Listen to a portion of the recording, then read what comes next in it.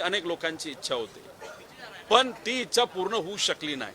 ती कुठं झाली तर फक्त कर्नाटकामध्ये झाली. आणि कर्नाटकामध्ये अशा पद्धतीने न्याय मिळतो हे मला दिसल्यानंतर मी स्वतः अजितदादांना न्याय देण्यासाठी FIR करण्यासाठी कर्नाटकात गेलो. कोणाचाही कॉन्टॅक्ट वापरला नाही, गेलो, बसलो, रिक्वेस्ट केली, रिक्वेस्ट स्वीकारली गेली, FIR केला, FIR दुसऱ्या दिवशी ट्रान्सफर सुद्धा केलं. म्हणजे तिथं FIR स्वीकारला, पण इन्व्हेस्टिगेशनसाठी हा महाराष्ट्राला तो कर्नाटकाला पाठवलेला आहे. त्यामुळे आता हा महाराष्ट्र पोलीस यंत्रणेचा तो एक भाग झालेला आहे. बस याच्यात वेगळं काय नाही. त्यामुळे याच्यात राजकारण कुणी केलेलं नाही, महाराष्ट्राचं नाव खराब त्या ठिकाणी करण्याचा प्रयत्न कुणी केला नाही. आणि महाराष्ट्राचं नाव खराब हे काय कर्नाटकामुळे झालं असं नाही, महाराष्ट्रातच FIR अजितदादांच्या बाबतीत घेतला नाही, याच्यामुळे जेवढं नाव खराब झालंय तेवढं दुसऱ्या कुठल्या विषयामुळे झालेलं नाही असं मला वाटतं. पण याच्यात चर्चा करून डिस्कशन करून न्याय मिळावं, यात राजकारण येऊ नये एवढी आमच्या सगळ्यांची इच्छा आहे. सुनील तटकरे असं म्हणतायत, तुम्हाला त्यांनी टार्गेट केलंय. वहिनी अध्यक्ष झाल्यापासून काही डोमकावळे डोकावत आहेत. दादांच्या निधना दिवशीच या लोकांनी विलीनीकरणाच्या गोष्टी काढल्या होत्या.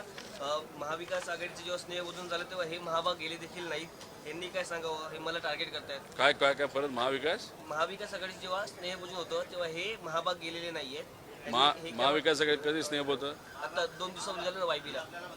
अरे सुनील तटकरे साहेब, तुम्हाला मला एवढंच सांगायचंय, तुम्ही माझ्याबद्दल जर बोलत असाल आणि परवा महाविकास आघाडीचं जेवण होतं त्या जेवणाबद्दल जर तुम्ही बोलत असाल तर तेव्हा मी कर्नाटकात होतो, मी बँगलोरमध्ये होतो.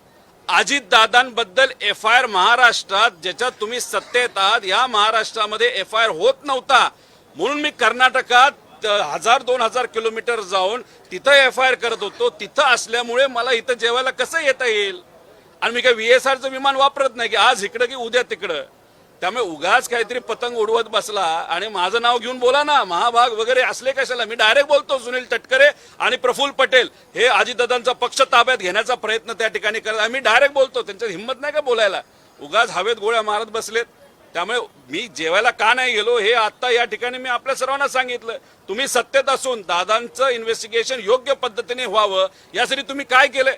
स्मरणपत्र दिलेत, रिमाइंडर दिलेत. त्याच्या पलीकडे जाऊन काय केलंय? 40 सेकंड जाऊन पार्लमेंटमध्ये तुम्ही बोललाय, 40 सेकंड. आणि कोणाबद्दल बोलला?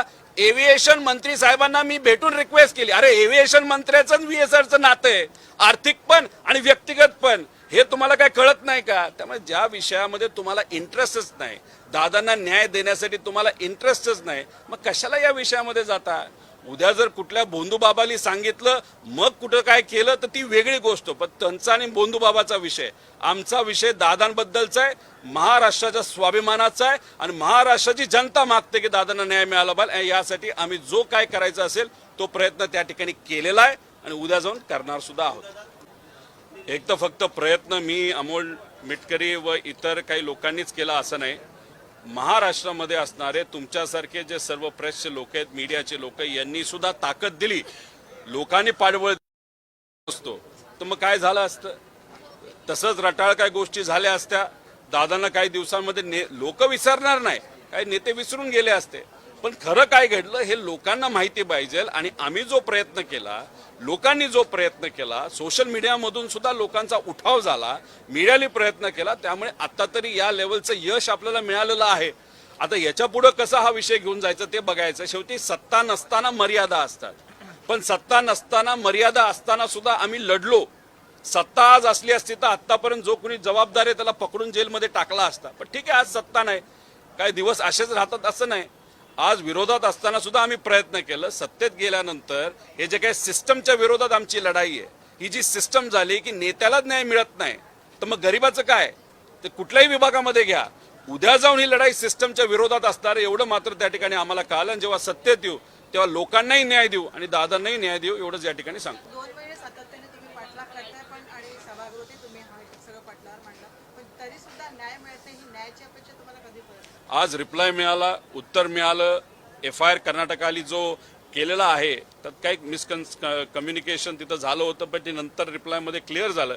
आता FIR आलाय आणि मुख्यमंत्री साहेबांनी सांगितलं, म्हणजे होम मिनिस्टर साहेबांनी सांगितलं, आम्ही स्वीकारतोय. विषय तसा संपलेला आहे. त्यामुळे जे करायचं होतं आम्ही केलेलं आहे. ठीक आहे, विरोधात असल्यामुळे काही गोष्टी तुम्हाला लवकर होताना दिसत नाही, पण विरोधात असताना सुद्धा या लेवलपर्यंत पोहोचणं तसं सोपं नाही. त्यामुळे आम्ही या लेवलला पोहोचलेलो आहे.